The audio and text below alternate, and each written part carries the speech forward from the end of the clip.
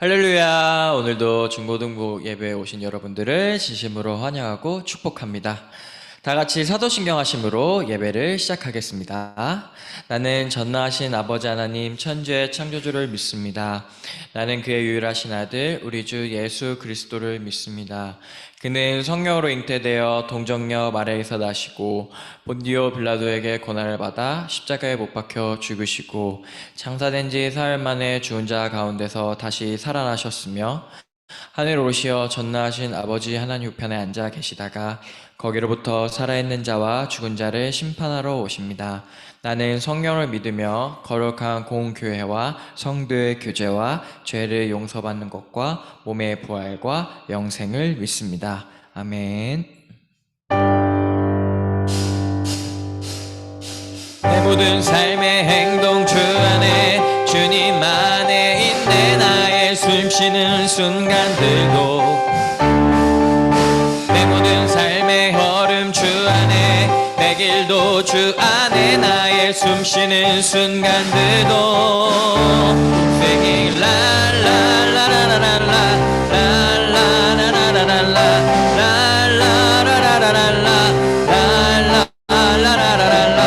내 모든 삶의 행동 주 안에 주님 안에 있네. 나의 숨쉬는 순간들도 내 모든 삶의 걸음 주 안에 내 길도 주 안에 나의 숨쉬는 순간들도 Singing la la la la la la la la la la la la la la la la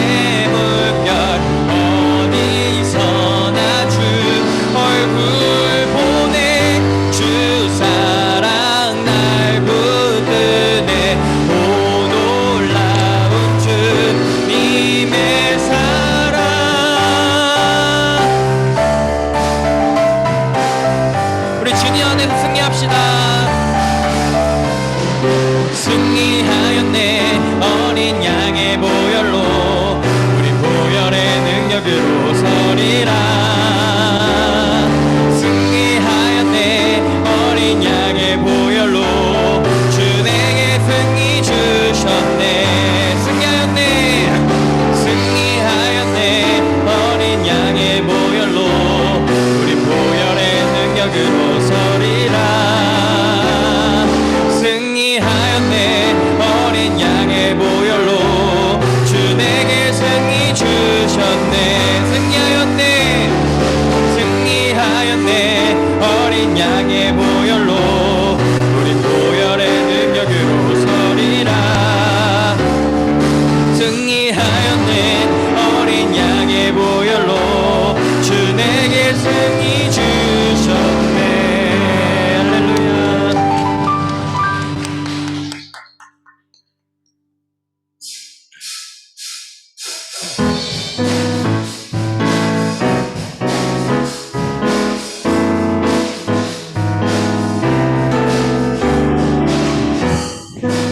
주님은 저희와 함께 하십니다. 다 같이 주님과 함께 걸어가며 찬양 부르시면 좋겠습니다. 주와 같이 길 가는 것 즐거운 일 아닌가. 우리 주님 걸어가신 날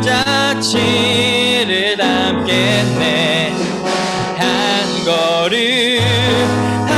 걸음 주 예수와 함께 날마다 우리는 걷겠네.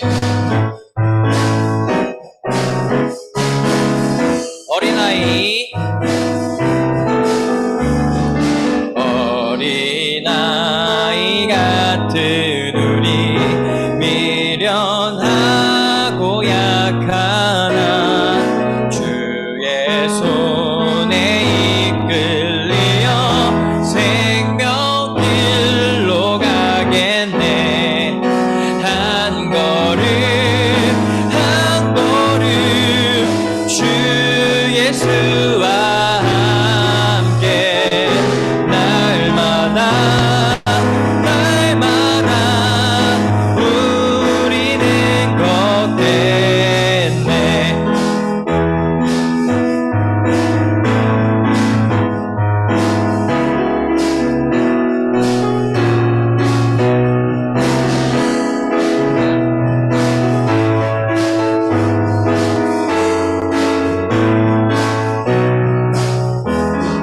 꽃이 피는 들판이나 험한 골짜기라도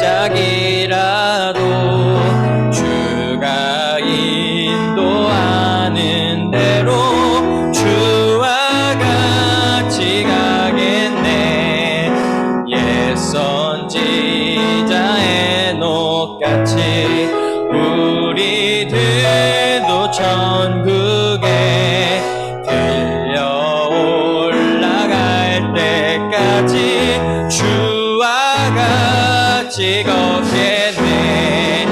한 걸음 주 예수와 함께 날마다 우리는 걷겠네. 한 걸음 주 예수와 함께 날마다 우리는 걷겠네. 할렐루야. 주님과 함께 동행하길 원합니다.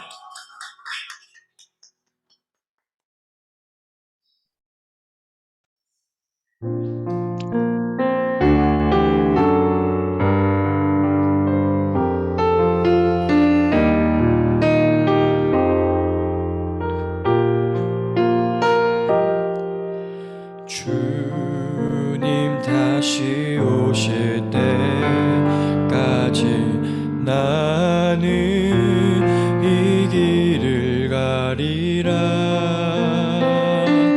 좁은 문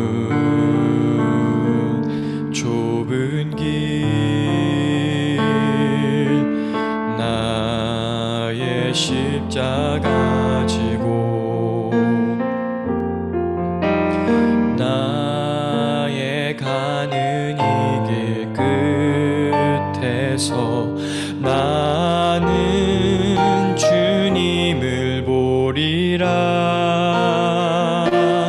영광의 내 주님 나를 맞아주시리. 주님 다시 오실 때까지 난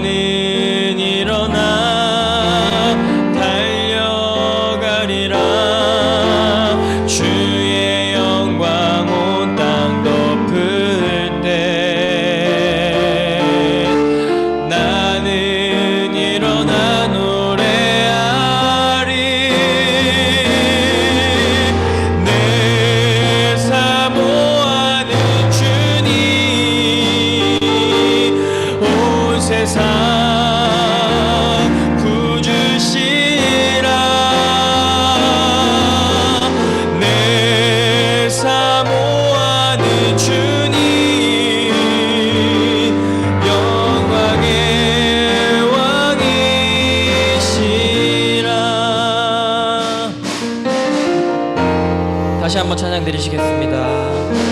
주님 다시 오실 때까지 나는 이 길을 가리라. 좁은 문 좁은 길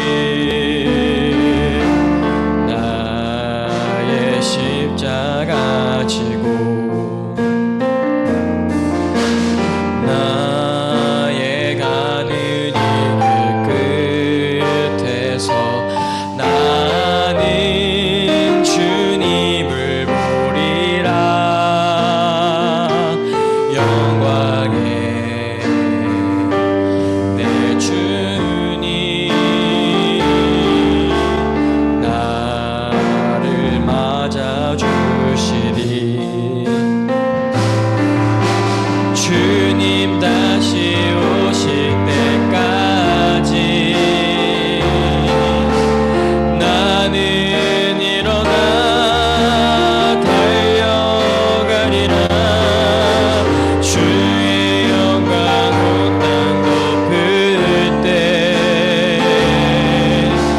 나는 일어나 노래하리. 내 사모하는 주님 온 세상 구주시라. 내 사모하는 주님 영광의 왕이시라. 내 사모하는 주님 온 세상 구주시라. 내 사모하는 주님 영광의 왕이시라.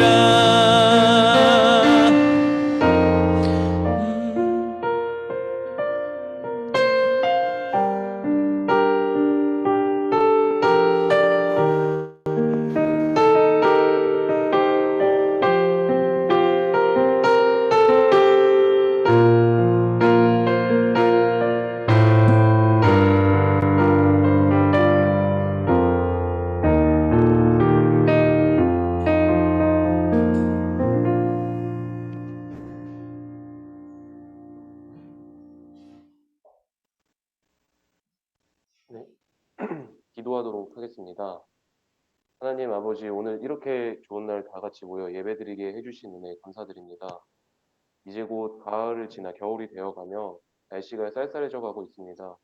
당장 다음 주부터 13도 이상 떨어진다고 하는데 추위에 건강 잃지 않도록 미리 도와주시고, 이제 수능이 얼마 남지 않았습니다. 우리 고3 친구들은 흔들리지 않고 각자 노력한 대로 잘 볼 수 있게 도와주세요. 세상을 살아가며 주님을 믿고 살 때가 너무 많습니다. 오늘 주일만이라도 전도사님 설교를 듣고 생활에서 묵상하고 실천할 수 있는 저희 중고등부가 되게 해주세요. 이 모든 말씀 예수님의 이름으로 기도드렸습니다. 아멘.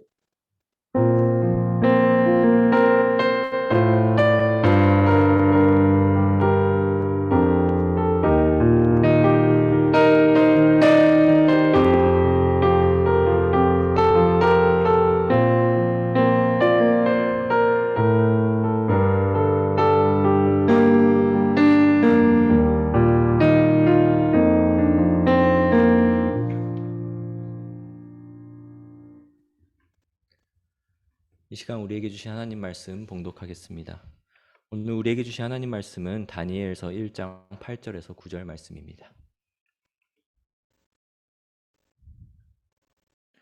구약 다니엘서 1장 8절에서 9절 말씀을 봉독하겠습니다. 하나님의 말씀을 경청하십시오.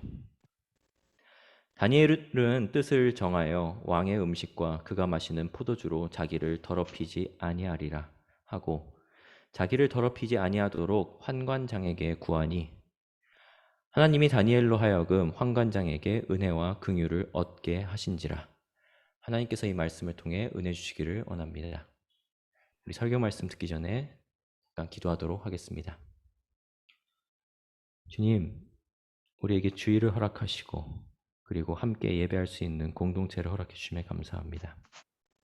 오늘 다니엘서를 가지고 말씀을 전할 때 말씀 전하는 자의 입술을 붙잡아 주시고 이 말씀을 통해서 우리가 주님을 알아가는 지식 그리고 우리를 살아갈 수 있는 생명력을 얻을 수 있는 말씀 될 수 있도록 주께서 인도하여 주시고 이끌어 주시옵소서. 감사드립니다. 우리 주 예수 그리스도 이름으로 기도드립니다. 아멘.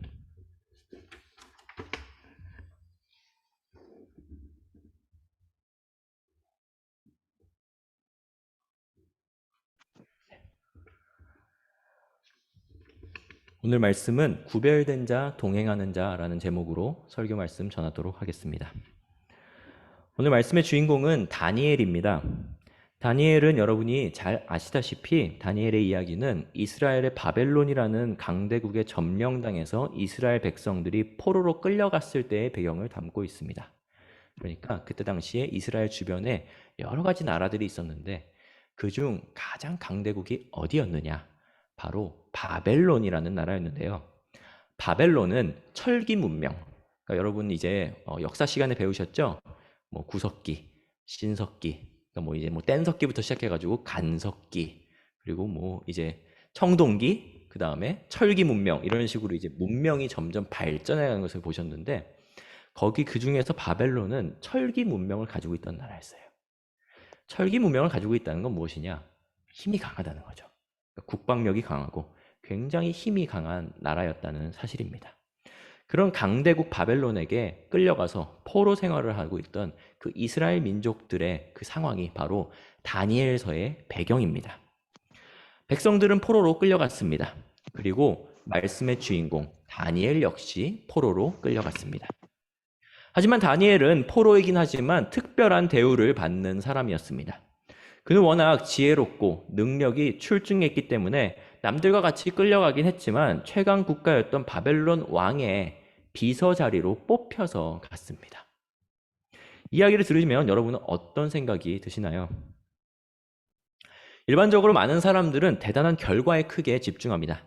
하지만 뭔가 이 다니엘이 그 성취한 그 결과, 그러니까 왕의 비서가 된 다니엘, 그러니까 최고 공직자에 오른 그 다니엘의 그 결과에 집중하는 것보다 더 중요한 것은 다니엘에게 인생에 어떤 과정이 있었느냐, 하나님과 동행하는 다니엘에게 어떤 과정이 있었는지가 굉장히 중요한 점입니다. 어떤 과정이 있었기에 뭔가 다른 결과를 얻게 되었는지 보는 눈을 갖는 것이 중심, 그러니까 그 핵심을 간파하는 방법입니다. 최근에 이제 노벨상 이제 시상이 계속 이어지고 있습니다. 그리고 이제 노벨 물리학상을 이제 세 명이 수상을 하게 되었는데요. 그중 한 분인 이탈리아의 이론 물리학자 조르조 파리시라는 분이 계십니다. 이분은 이번에 2021년 노벨 물리학상을 받으셨습니다. 그는 과학자로도 뛰어났지만 다른 한편으로는 사회의 합리적인 이성을 지키기 위한 행동주의자적인 모습으로도 비춰지는 굉장히 훌륭한 행동가, 운동가였습니다. 때문에 그는 어떤 평가를 받느냐? 그는 살아있는 지성과 양심을 지닌 과학자라고 국내, 그러니까 이탈리아 내국에서나 그 다음에 해외에서도 평가를 받고 있는 그런 인물입니다. 그는 이탈리아 총리와 정부 과학예산 삭감, 그 사건 때에 정부에 대한 강력한 항의와 비판을 주도해왔고, 그리고 30세 이후에 청년 과학자들의 열악한 연구 및 생활 환경을 공론화시켰으며 미국이나 타 유럽 국가에서 좋은 연구 여건을 그에게 제안했음에도 불구하고 그것을 거절하고 오직 자국에 남아서 후학들을 가르친 그런 분이십니다. 그의 인생의 가치는 과학자에게 가장 명예로운 상 중 하나로 꼽히는 노벨상을 받은 그 결과가 아닌 지금까지 본인의 신념과 양심을 가지고 옳은 일을 행하며 쌓아온 그 과정에 있었다는 사실입니다. 따라서 우리도 다니엘을 바라볼 때 다니엘이 그저 지혜롭고 총명함을 타고나서, 그러니까 이 다니엘이 뭔가 태어날 때부터 훌륭한 사람이니까 좋은 결과를 얻은 거야 라고 그런 그 인물의 결과만을 바라보는 것이 아니라 그가 도대체 어떻게 살았기 때문에 하나님께서 기뻐하시고 하나님께서 챙기시는 그런 사람이 되었는지에 대한 그 과정의 이야기를 주목할 필요가 있습니다. 바로 그 과정의 이야기를 잘 보여주는 본문 중 하나가 오늘 우리가 함께 읽은 다니엘서의 본문입니다. 바벨론으로 끌려온 다니엘은 왕이 먹는 음식과 동일한 수준의 음식을 먹을 수 있는 권한을 부여받았습니다. 세계 최고의 권력자가 먹는 식사와 동일한 수준의 식사를 할 수 있다는 것은 엄청난 것이지 않겠습니까? 자, 여러분 한번 생각해 보십시오. 여러분 아무래도 빈부적인 그런 차이가 나면은 가장 먼저 차이가 나는 게 어떤 것인가요? 먹는 게 차이가 나죠. 네, 먹는 식대 비용이 다릅니다. 네, 누구는 몇천 원짜리 혹은 이 집에서 해 먹으면은 뭐 정말 거의 식대 비용이 안 들 때도 있죠. 그런 식대 비용을 가지고서 이제 한 끼 식사를 마련하지만 누군가는 몇만 원, 몇십만 원 혹은 몇백만 원을 한 끼 식사로 지불하기도 합니다. 그만큼 식사는 어떤 상황, 어떤 내가 환경적인 위치에 있느냐에 따라서 굉장히 많이 달라지는 것인데요.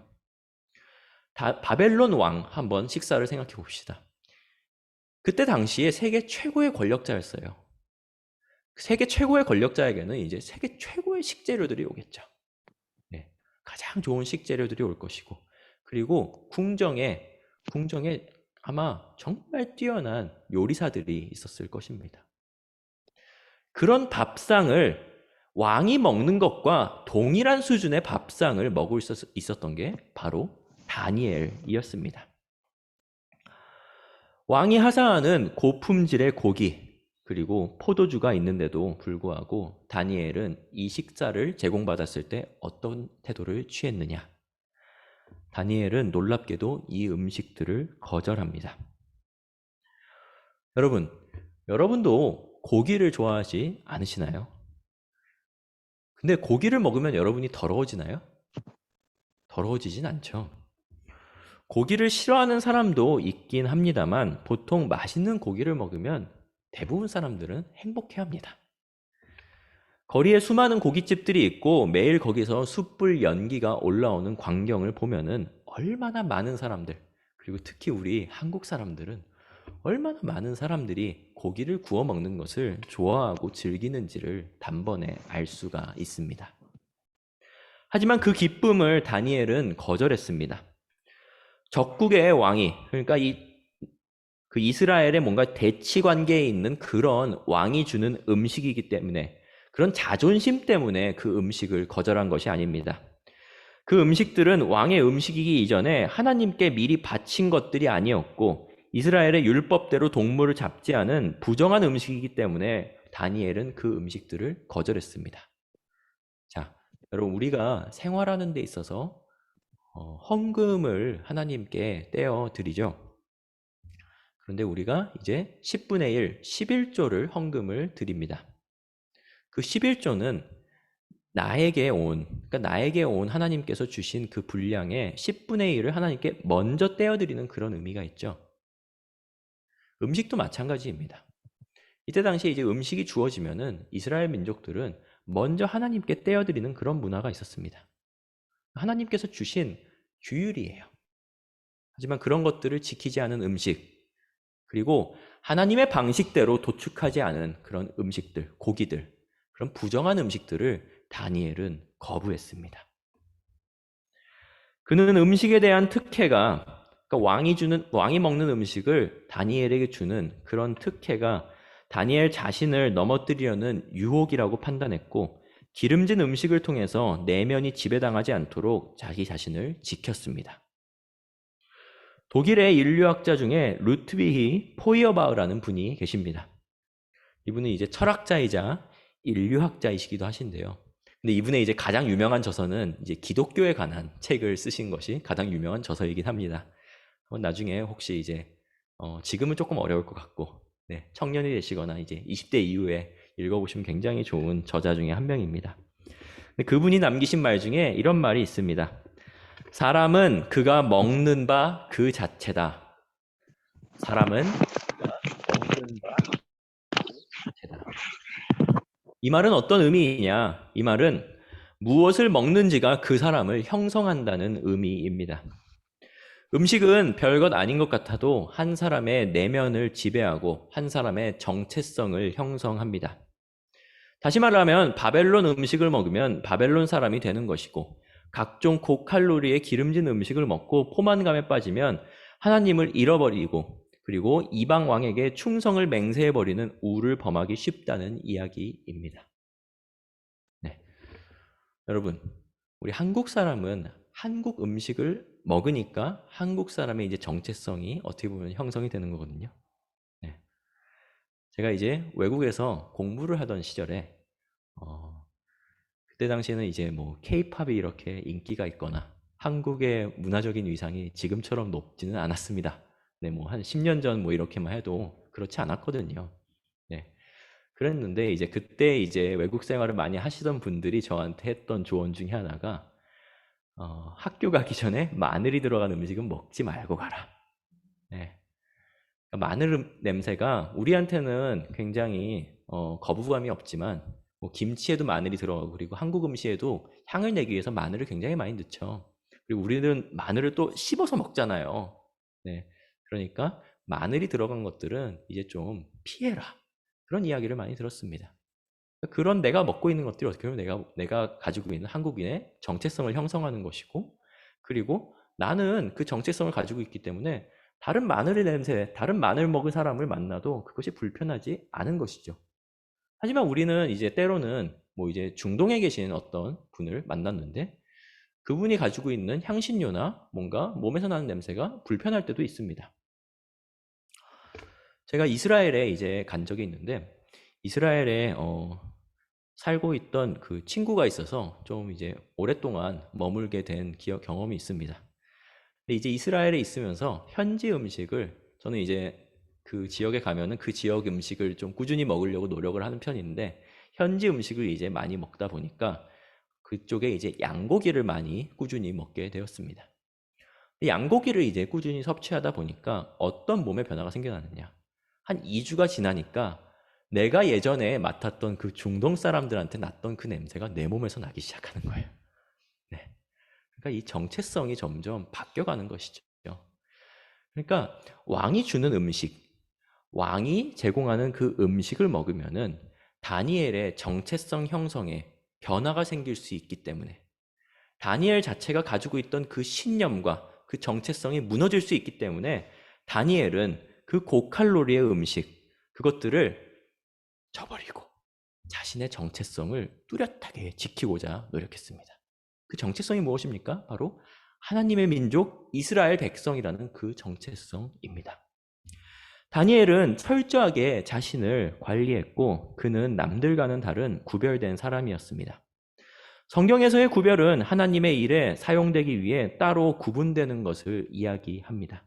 성경에서 말하는 구별되는 것은 뭔가 남들과 그냥 너랑 나랑은 달라라고 나누는 것이 아니라 그것 이상의 의미가 있는데 성경에서 말하는 구별은 내가 하나님께 쓰임받기 위해서 그 상태가 되는 것이 바로 구별된다라는 것입니다.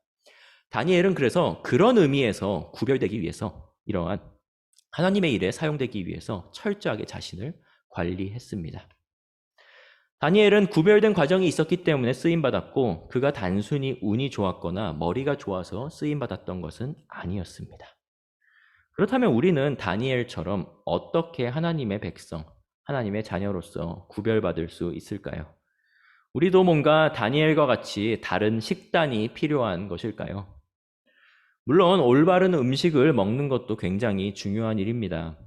하지만 우리는 이보다 조금 넓게 우리의 내면을 형성하는, 그러니까 우리의 내면을 구성하는, 우리 안에 흡수되는 다양한 것들을 생각해보고 그리고 그것들을 구별할 필요가 있습니다. 그래야 우리도 다니엘처럼 하나님께 온전히 쓰임받는 그런 사람이 됩니다. 우리가 첫 번째로 구별해야 될 것입니다. 첫 번째로 우리가 구별해야 될 것은 듣고 말하는 것을 구별하기입니다. 우리가 귀로 듣고 그리고 우리가 입으로 내뱉는 말하는 것을 구별하기입니다. 여러분은 음악을 좋아하시나요? 여러분은 어떤 음악을 많이 들으시나요? 혹시 여러분이 좋아하는 음악들의 가사 내용을 꼼꼼히 읽어보신 적이 있으신가요? 혹은 여러분께서 구독하고 있는 유튜브 채널, 네, 혹은 뭐 팟캐스트 이런 것이 있으신가요? 어떤 내용을 항상 듣고 계신가요? 여러분이 듣는 내용들은 우리에게 스며들어서 우리의 내면과 생각을 형성하고 그에 따른 영향을 받고 살아갑니다. 제가 최근에 SNS에서 이런 글을 읽은 적이 있습니다. 한 젊은 청년이 아버지께서 요즘 유튜브를 많이 보시는데 유튜브에서 정치적인 유튜브를 많이 보시다 보니까 부정적인 생각도 굉장히 많이 늘어나시고 사회 비판 그리고 뭐 한탄 뭐 이런 것들이 너무 많아지셨더래요. 네. 그래서 이것을 딱하게 본 딸이 어떤 방도를 취했냐. 아버지 핸드폰을 살짝 빌려서 유튜브에 들어가서 이제 강아지, 고양이가 나오는 그런 채널들만 구독을 해드렸다고 합니다. 그런 채널들을 이제 구독을 하니까 그거에 관련된 컨텐츠들만 계속 이제 알고리즘으로 뜨잖아요. 그러니까 이제 그 정치적인 이제 그 컨텐츠들이 이제 살살 사라지게 되고 아버지께서 이제 좀 기쁨을 되찾으셨다는 그러한 내용이었습니다. 이처럼 우리가 뭘 듣고 그리고 무엇을 듣고 그 무엇을 그 안에서 생각하느냐에 따라서 우리의 말이 형성되고 우리는 그것에 따라서 영향을 받고 살아갑니다. 욕을 많이 듣는 사람은 평소에 욕을 하지 않던 사람인데도 말끝마다 아무런 의미 없이 욕을 붙이기 시작하고 부정적이고 비판적인 내용의 컨텐츠를 계속 접한 사람은 삶의 감사와 기쁨이 사라지고 불평, 불만만 늘어갑니다. 한번 내 자신의 입에서 어떤 것들이 나오는지 한번 살펴보시기 바랍니다. 나에게서 부정적인 말들이 나오고 웃음과 격려보다는 한숨과 욕설이 별뜻 없이 흘러나올 때 우리는 내가 귀로 어떤 음식을, 그러니까 입으로만 음식을 먹는 것이 아니라 귀로 어떤 것을 섭취하고 있는지 짐작해 볼 수 있습니다. 가장 좋은 것은 이러한 해로운 것들을 아예 듣지 않고 사는 것이겠지만 우리의 삶은 이를 완벽히 차단할 수 없다는 것이 우리 앞에 놓인 현실입니다. 사실 그렇죠. 우리가 산속에 가서 수도사처럼 살지 않는 이상 우리는 스마트폰을 가지고 있어야 하고 그리고 사회 안에서 공동체 안에서 피할 수 없는 그러한 것들을 듣고 살아가야 합니다. 하지만 이런 상황에서도 구별된 모습을 위해서 우리가 해볼 수 있는 노력들이 있습니다. 먼저는 남에게 힘이 되는 말을 주고 받아야 합니다. 힘이 되는 말을 보낼 때 나에게도 힘이 되는 말이 돌아옵니다. 그리고 대중음악도 듣지만 찬양도 가까이 해야 합니다. 내 안에 영이 기뻐하는 음악을 채울 때 감사와 평안이 흘러나올 수밖에 없습니다. 또 한 가지 중요한 것은, 이거 굉장히 중요한 것입니다. 굉장히 중요한 것은 아무것도 듣지 않는 시간을 가져야 합니다. 왜냐하면 하나님께서는 안식을 통해서 우리를 회복시키시는 그런 분이시기 때문입니다. 우리는 대부분 쉴 때 음악을 많이 감상합니다. 쉴 때 음악을 감상하는 것도 좋지만 때로는 쉴 때 아무것도 듣지 않고 있어 보시기를 권면드립니다. 항상 내가 뭔가 듣고 있던 사람이라면 거리를 걸을 때 이어폰 없이 걸어보시기도 하고 그냥 아무것도 듣지 않고 멍 때리는, 그러니까 정말 생산적이지 않은 그런 시간도 가져보시기 바랍니다. 꼭 뭔가를 하려고 하지 않아도 괜찮습니다. 그저 내 귀에 아무것도 꼽지 않고 그냥 정적인 시간, 그냥 조용한 시간을 한번 가져보시기 바랍니다. 그렇게 그러니까 내 안에, 내 귀에 들어오는 그 소리들을 구별하는 자들에게는 정말 구별된 내면이 형성될 수밖에 없습니다. 구별된 내면이 있는 자들은 입술에서 나뿐만 아니라 다른 이들을 살리는 그런 소리가 흘러나옵니다. 그래서 구별된 소리를 듣는 사람들은 내 입술에서 나오는 언어도, 내 입술에서 나오는 노래와 말도 구별돼서 다른 사람들과 다르게 하나님께서 보시기에, 하나님이 쓰시기에 적합하게 흘러나온다는 사실을 우리는 알 수 있습니다. 두 번째로 우리가 구별해야 될 점입니다. 두 번째로 우리가 구별해야 될 것은 보는 것을 구별하기입니다. 자, 맨 처음 에서인데 듣는 것 그리고 말하는 것을 구별하는 것이었습니다. 두 번째는 보는 것을 구별하기입니다. 우리는 듣는 양도 일상에서 대단하지만 영상 매체의 발달로 뭔가를 보는 양도 굉장히 많이 커졌습니다. 특히 상업주의의 세계 속에서 우리는 끊임없는 광고와 새로운 컨텐츠들에 둘러싸여서 살아갑니다. 자, 여러분 휴대폰을 보시면요. 요즘은 광고 없는 앱을 보기가 굉장히 어렵습니다. 네, 유료 앱이 아닌 이상 광고 없는 앱, 광고 없는 컨텐츠를 보기가 굉장히 어렵습니다. 왜냐하면은 모든 여러분의 행동, 그리고 여러분이 하고 있는, 여러분이 생각하고 있는, 여러분이 관심 있는 그 모든 그 데이터들이 수집되는 것이 결국은 이 상업주의 세계 안에서 돈이기 때문입니다. 우리는 매 시간 매 초마다 새로운 볼거리가 우리의 눈앞에 생성되고, 그리고 제가 지금 설교를 전하고 있는 지금 이 시간, 여러분이 함께, 우리가 함께 예배드리고 있는 지금 이 시간에도 누군가는 컨텐츠를 만들고 새로운 컨텐츠를 업로드하고 있습니다. 그런 영상들을 보다 보면 굳이 필요하지 않은 물건인데도 사고 싶은 마음이 들 때도 있고, 없어도 괜찮은데, 먹지 않아도 괜찮은데 불필요한 소비 욕구를 일으키기도 합니다. SNS도 마찬가지입니다.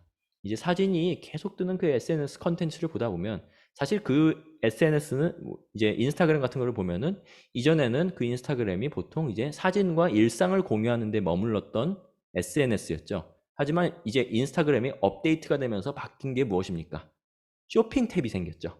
그죠? 인스타그램 중앙에 보면은 제일 중앙에 되는데 원래 업로드 버튼이 있었어요. 그런데 쇼핑 탭이 생겼습니다. 이 말은 사람들에게 계속 무언가를 너 이거 필요하니까 사. 그리고 더 놀라운 것은 여러분이 한번 관심 있어서 검색해 봤던 것들, 그것이 계속 알고리즘으로 광고로 나에게 뜨게 됩니다. 또한 자극적인 영화, 드라마 혹은 포르노를 즐겨보는 사람은 자신의 그런 도파민, 그러니까 자신의 이 신경세포를 자극하기 위한 더욱 강한 컨텐츠를 찾아서 끊임없이 질주하고 진실이 아닌 가상세계 속에 자신을 가두고 현실로부터 도피하고자 합니다. 현실의 문제, 그러니까 나의 지금 실제 상황을 대면하려고 하지 않고 그저 컨텐츠의 세계 속에 풍덩 빠져서 내 문제를 잊고 사는 태도는 새로운 마약이라고 불릴 만큼 우리의 내면을 파괴시키는 그런 무서운 행위입니다. 우리나라는 이제 마약을 하는 것이 굉장히 흔치 않지만 이제 서구 사회에는 지금 마약이 굉장히 대중화가 많이 되고 있죠. 근데 그 마약의 문제가 무엇입니까? 마약이 아무리 담배보다 중독성이 대마초를 말하면 이제 대마초가 아무리 담배보다 중독성이 덜하고 이런 것들을 말하는 사람들이 있지만 정말 중요한 것은 그 대마초, 마약을 함으로써 사람들이 현실로부터 계속 이탈하려고 하고 현실의 문제를 자각하지 않고 대면하지 않고 계속 다른 세계로 가려고 하는 그런 무의미한 공허한 노력을 계속한다는 것이 문제이죠. 컨텐츠도 마찬가지입니다. 컨텐츠도 새로운 마약이라고 불리는 것만큼 우리가 계속 현실을 망각하고 나의 지금 현재에 대면한 그런 문제들을 직접 해결하려고 하는 것이 아니라 계속 그 컨텐츠 속으로 도피하려고 할 때 그것은 정말 우리를 계속 우리의 영혼을 갉아먹는 그러한 악의 정말 그 뿌리가 됩니다. 이런 현실에서 눈으로 보는 것도 귀로 듣는 것과 비슷한 처방이 필요합니다. 우리는 좋은 컨텐츠를 선별해서 보고자 노력하고 하루에 일정량 이상의 컨텐츠는 접하지 않도록 힘쓰는 그런 좀 의도적인 노력이 필요합니다.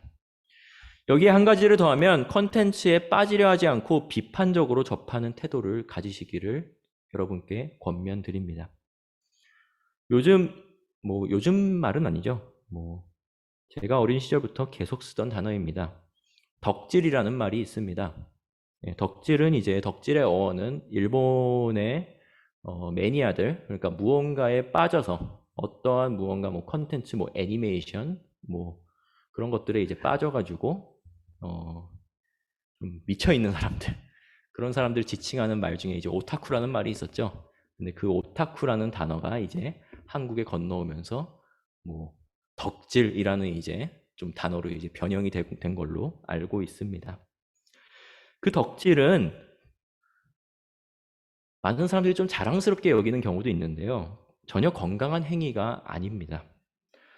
그 덕질은요, 내 시야를 가리고 나 자신의 판단력을 상실하게 합니다. 우리는 무엇을 보더라도, 어떤 것을 보더라도 깨어서 보아야 합니다. 그리고 그 컨텐츠가 무엇을 말하려고 하는지 생각해보고 올바르지 않은 컨텐츠, 그러니까 나의 영혼을 지금 갉아먹고 있는 컨텐츠라고 생각된다면 그 컨텐츠를 과감히 끊어버리는 그러한 결단이 필요합니다. 드라마에도 마찬가지입니다. 드라마를 이제 계속 보다 보면은 드라마가 무서운 점이 어떤 점이냐. 그래서 저는 사실 좀 드라마를 좀 많이 피하는 편이에요. 특별한 경우가 아닌 이상. 네, 왜냐하면 드라마는 좀 너무 계속 연결되니까 좀 우리를 잡아먹는 그 힘이 더 강한 것 같아요. 영화보다 어떨 때는. 영화는 1시간 반, 뭐 2시간 보면은 마칠 수 있잖아요. 드라마는 뭐 10편 끝났는데도 시즌2 한다 그러고 뭐 요즘은 그다음에 시즌 뭐 3 나온다 그러고 그러면은 계속 그것을 나를 좀 나의 생활, 나의 그 현실을 망각하게 만듭니다. 그래서 내가 지금 그것들을 보고 있는데 계속 그 안에 빠져서 무언가 나의 지금 일상생활에 문제가 생긴다면 우리는 그런 콘텐츠들을 좀 과감히 잘라버릴 필요가 있습니다. 소리뿐만 아니라 보는 것을 구별하는 이들은 하나님께서 어떠한 능력을 허락하시냐. 다니엘이 국가의 그 정세를 다 살피고 그리고 남들이 갖지 못했던 그런 통찰력을 가진 눈을 가졌듯이 하나님께서는 세상을 읽을 수 있는 깊은 통찰을 눈에, 그러니까 시각으로 구별하는 자들에게 허락해 주십니다. 세 번째로 우리가 구별해야 될 것입니다. 세 번째로 우리가 구별해야 될 것은 먹고 마시는 것을 구별하기입니다. 다니엘이 훌륭하게 해낸 먹고 마시는 일은 그저 포로 생활을 겪고 있는 다니엘에게만 국한된 일이 아닙니다. 작년에 제가 고등부 친구들에게는 성경적 식습관에 대해서 하루짜리 강의를 전해드린 적이 있는데 기억하시는 분들이 계신지 모르겠습니다. 그 내용에서 가장 중요한 점은 바로 하나님의 창조의 섭리에 맞춰서 식습관을 형성하는 게 중요하다고 말씀드렸었습니다.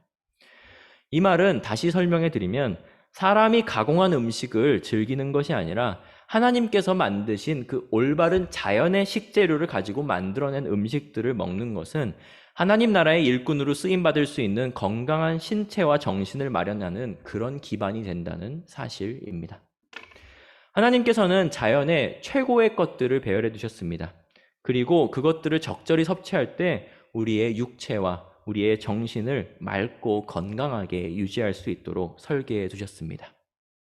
따라서 여러분이 해야 될 것은 무엇이겠습니까? 여러분은 편식하지 않고 골고루 드셔야 합니다.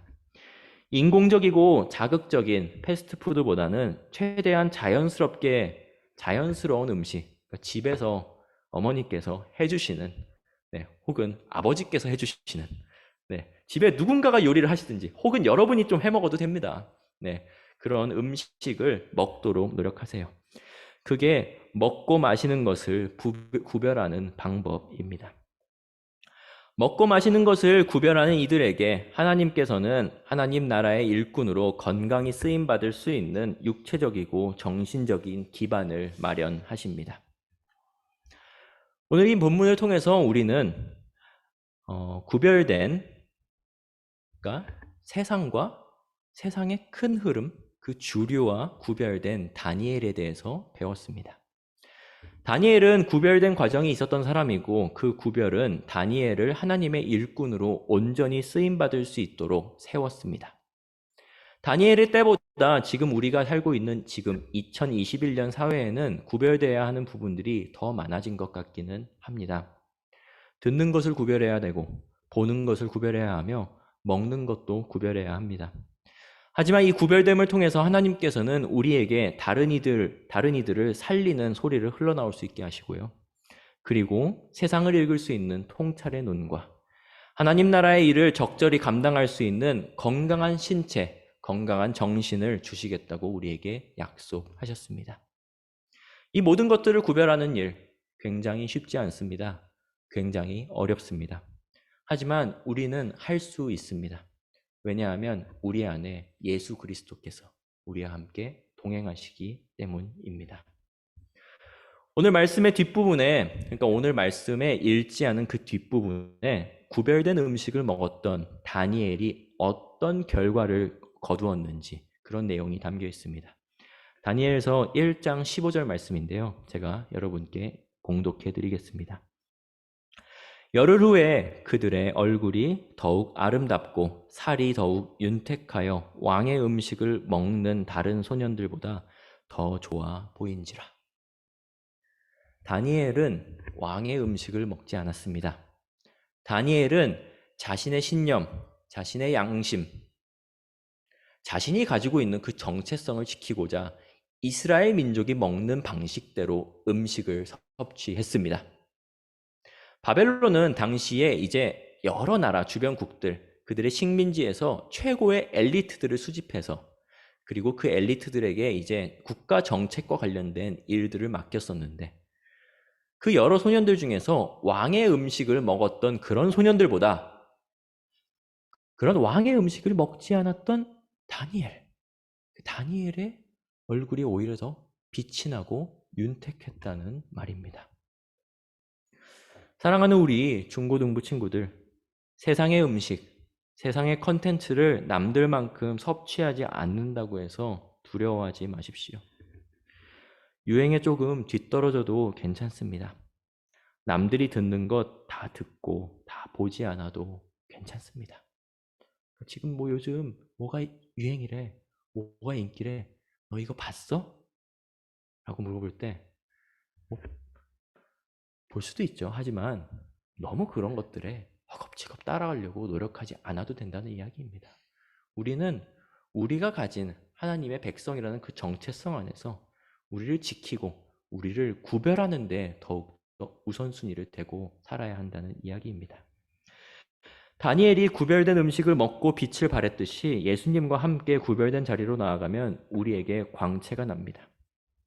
세상의 무리 안에서 그저 많은 사람들이 흘러가는 대로 우리도 그 무리에 휩쓸려 가지고 흘러가는 그런 삶이 아니라 다니엘처럼 구별된 삶을 살았던 다니엘처럼 우리도 구별된 것을 섭취하고 그리고 구별된 것을 섭취함을 통해서 우리에게 광채가 나는 하나님 보시기에 너무나도 빛이 나고 하나님이 보시기에 하나님이 쓰시기에 너무나도 합당한 그러한 자녀가 되는 저와 여러분이 되길 간절히 소망합니다.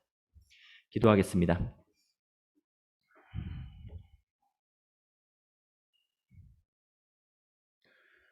우리를 세우시고 우리를 자녀 삼아 주신 아버지 하나님 감사합니다.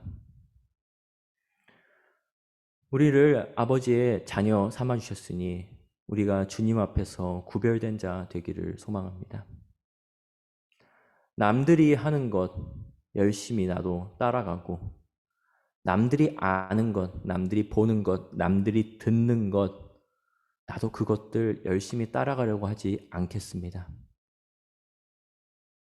내가 잠잠히 주의 말씀 아래서 주의 인도하심 아래서 주님 주신 그 정체성을 지키면서 살아가고자 하오니 주님 우리를 붙잡아 주시고 우리를 힘 주시옵소서. 때로는 시험이 있고 그리고 때로는 우리를 넘어뜨리고자 하는 여러 가지 요소들이 우리 일상생활 속에서 찾아옵니다. 그런 순간순간마다 우리가 세상에 굴복하는 것이 아니라 아버지 하나님께 붙잡고 한 가지 한 가지 주님과 동행하면서 이겨나갈 수 있는 우리 모두 될 수 있도록 주께서 이끌어 주시옵소서. 우리의 주인 되시고 우리와 함께 동행하시는 주님만을 바라보며 우리 주 예수 그리스도 이름으로 기도드립니다. 아멘.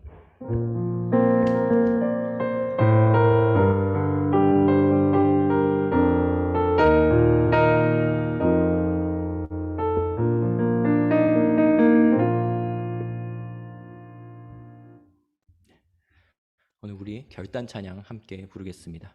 주와 같이 길 가는 것 함께 부르겠습니다.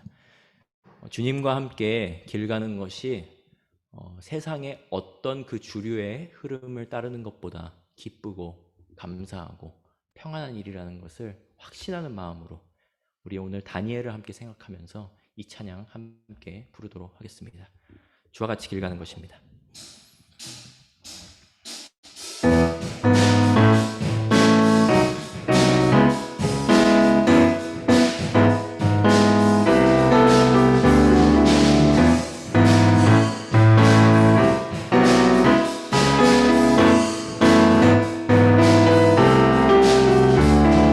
주와 같이 길 가는 것 즐거운 일 아닌가. 우리 주님 걸어가신 발자취를 밟겠네. 한 걸음 한 걸음 주 예수와 함께 날마다 우리 걸어가리. 어린아이 같은 우리 미련하고 약하나 주의 손에 이끌리어 생명길로 가겠네. 한 걸음 한 걸음 주 예수와 함께 날마다 우리 걸어가리. 꽃이 피는 들판이나 험한 골짜기라도 주가 인도하는 대로 주와 같이 가겠네. 한 걸음 한 걸음 주 예수와 함께 날마다 우리 걸어가리. 옛 선지자 에녹같이 우리들도 천국에 들려 올라갈 때까지 주와 같이 걷겠네. 한 걸음 한 걸음 주 예수와 함께 날마다 우리 걸어가리.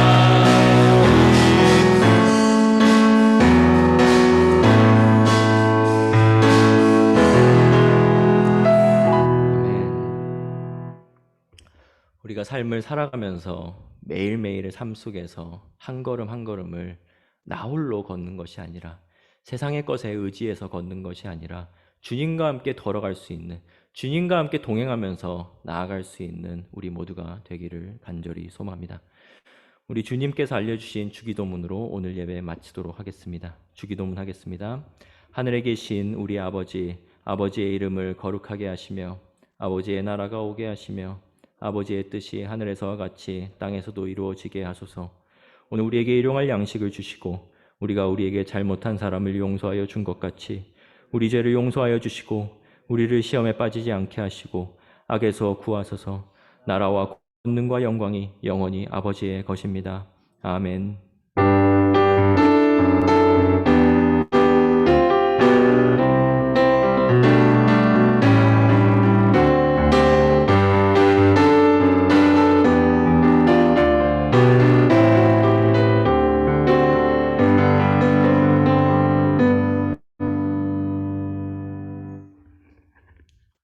예배에 함께 해주신 우리 선생님, 현장에 계신 선생님들, 그리고 화면으로 지금 예배드리고 있는 우리 학생 여러분, 그리고 또 선생님들 너무나도 감사하고 축복합니다. 오늘 예배 마치고 똑같이 공각 공부가 있습니다. 다니엘과 같은 구별된 삶. 다니엘은요, 나이가 많고 그런 사람이 아니었어요. 막 연륜이 있고 이런 사람이 아니었습니다. 젊은 청년이었어요. 여러분과 같이 젊은 사람이었어요. 그런 젊은 다니엘이 어떤 과정을 가지고서 인생의 어떤 과정, 어떤 구별된 점을 가지고 살았는지 그 과정을 다시 한번 생각해보고 돌아볼 수 있는 시간 가졌으면 좋겠습니다. 그와 연관돼서요, 오늘 퀴즈도 있습니다. 퀴즈에 이제 본문을 다시 보고 충분히 풀 수 있는 그런 쉬운 문제들이니까요. 그 본문도 다시 한번 이렇게 보시면서요. 아, 다니엘이 이렇게 남들과 다르게 살았던 그런 점이 있었구나. 생각해 보십시오. 남들이랑 똑같이 살면요. 똑같은 결과가 올 수밖에 없죠. 여러분 수학 문제를 하나를 풀잖아요. 수학 문제를 하나를 푸는데 과정이 정해져 있으면요. 결과가 똑같아요. 하지만 과정이 다르면요. 결과가 달라질 수도 있는 거죠. 그죠? 그게 뭐 더 나빠질 수도 있고 더 좋아질 수도 있습니다만 하지만 하나님과 함께 동행하는 사람들은 그 과정에 있어서 두려움이 없어야 합니다. 남들과 가는 것에 대한 그 똑같이 가지 않겠다라는 그러한 똑같이 가지 않는 것에 대한 두려움이 없어야 합니다. 하나님께서 여러분에게 남들과 다른 결과를 주기 원하시기 때문이죠. 네, 그런 것들을 한번 생각해 볼 수 있는 공과 시간 그리고 퀴즈 되었으면 좋겠습니다. 우리 지금 특별한 광고는 그거 이외에는 없고요. 우리 그 다음 주에 또 이렇게 예배 자리에서 함께 만나겠습니다. 우리 한 주 동안 하나님과 함께 한 걸음 한 걸음 동행할 수 있는 저와 여러분 됐으면 좋겠어요. 네, 다음 주에 만나요. 안녕.